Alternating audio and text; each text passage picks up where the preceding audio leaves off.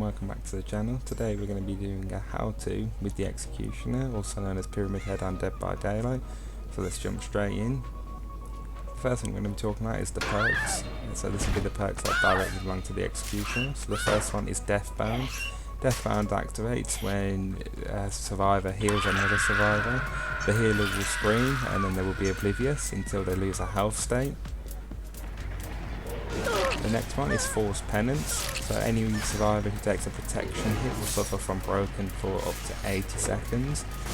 It's a good perk for those who are running an anti-heal build. Any survivor who tries to take a protection hit will be broken for 80 seconds, which means they can't heal.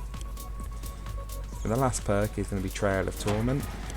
So this grants the undetectable status until the generator that has been kicked stops from regressing. A really underrated perk, really good for stealth builds, and really ties in well with the Executioner, especially with the build that you're running, the Aura build. It just gives you that little surprise effect, almost like a Myers.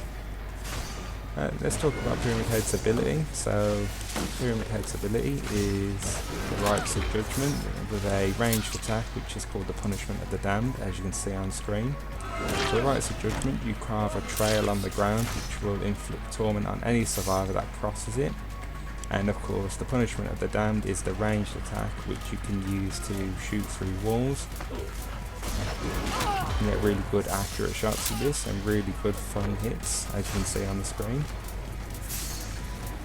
When you put Rites of Judgment trails into the ground, as you can see on the screen, the indicator there is that the survivor is tormented. In a tormented state, when they're downed, you can put them into a Cage of Atonement, which is the exact same as a hook, except you don't have to pick them up. So this is perfect for counteracting any anti-hook perks and any survivors with flashlights. Let's talk about the add-ons now. The Executioner has two main iridescent add-ons. There are a couple of other add-ons, but the main ones are going to be the Iridescent Seal of Metatron, where the auras of all survivors suffering from torment are revealed to you for 6 seconds after sending a survivor to the Cage of Atonement. Obviously this is a big setup for this, you have to make sure all survivors are tormented.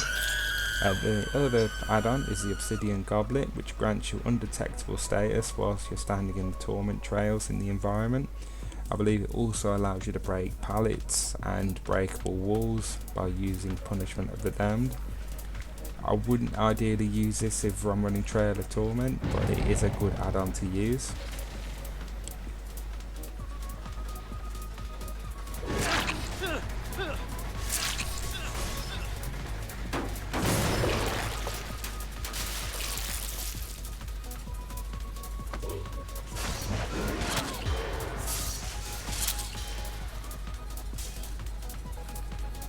So let's now talk about a build. So we'll start off with the perks. I'm not going to include add-ons. So the first perk that we are going to use, it's an aura build. So I'm all ears from the Ghostface, which allows you to see the aura of all survivors who are fast vaulting. Lethal Pursuer, which enables you to see all survivors' auras from the beginning of the trial. Trail of Torment, of course, for the undetectable, and Nowhere to Hide from the Night, so you get that double impact from Trail of Torment and Nowhere to Hide by kicking the gen. The aura build will be ideal, as you can use this for the Punishment of the Damned.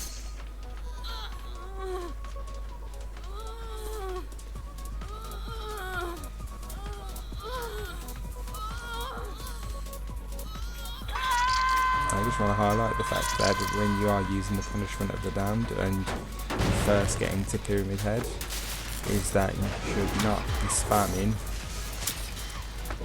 your Punishment of the Damned. You should wait for opportunities such as you can see on the screen, which is aura based, or if you're absolutely certain. You do drop down to 3.9 movement speed when you are charging the Rites of Judgment, and down to 4.4 movement speed when you're ready to unleash the Punishment of the Damned.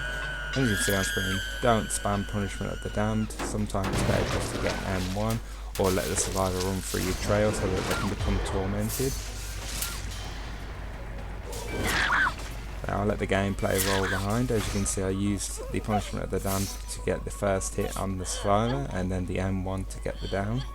And of course undetectable with the Trail of Torment.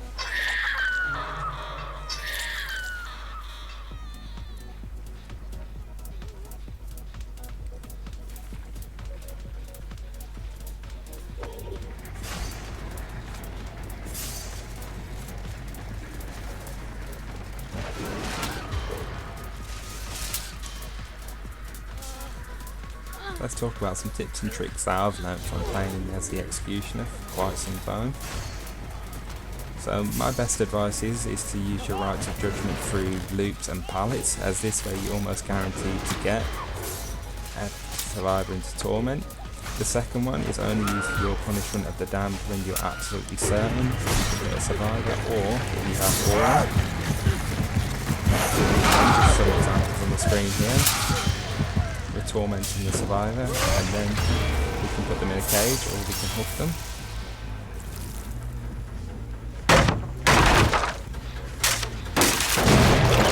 The next piece of advice I'd give is that always utilise your Trail of Torment.